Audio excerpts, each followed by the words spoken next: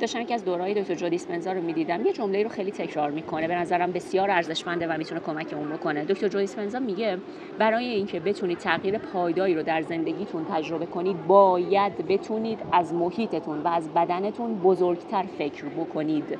یعنی چی؟ یعنی اگر هر روز صبح بلند میشی، خودتو تو آینه نگاه می‌کنی، چون چاقی رو داری تجربه می‌کنی، حالت بد میشه، کلافه میشی، یا میری روی ترازو، عدد ترازو رو می‌بینی، عصبی میشی، شاکی میشی، به هم میریزی، به خودت بد و بیراه میگی، آگاه شو که داری همین شرایط رو تو زندگیت خلق میکنی و همین شرایط رو ادامه خواهی داد. باید بتونی بزرگتر از این شرایط فکر و احساس کنی. و راه حلش چیه؟ میخوای چطوری باشی؟ خودت رو میخوای چجوری ببینی؟ چه تصویری دوست داری از خودت داشته باشی؟ دوست داری به کجا برسی؟ اونجا رو در واقع تجسم کن، از اون سطح شروع کن فکر کردن. یعنی اگر که الان چاقی رو تجربه میکنی، از جای یه آدم چاق به زندگی نگاه نکن، از جایی که میخوای باشی شروع کن به زندگی نگاه کردن و به تبعش کم کم به تدریج شبیه آدمی که میخوای باشی زندگی کن.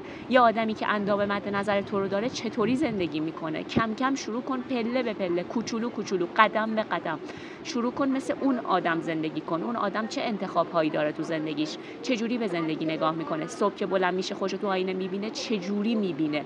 و من میدونم که این کار آسون نیست، نیایید بگید سخته، میدونم سخته، اما ما قرار گذاشتیم که برای تغییر زندگیمون حاضر باشیم کار سخت انجام بدیم و این کار باید قدم به قدم انجام بشه، کوچولو کوچولو. کم کم تصویر ذهنیتون رو از خودتون تغییر بدید، شروع کنید مثل آدمی که میخواید باشید زندگی کنید تا تبدیل به اون آدم بشید. مرسی.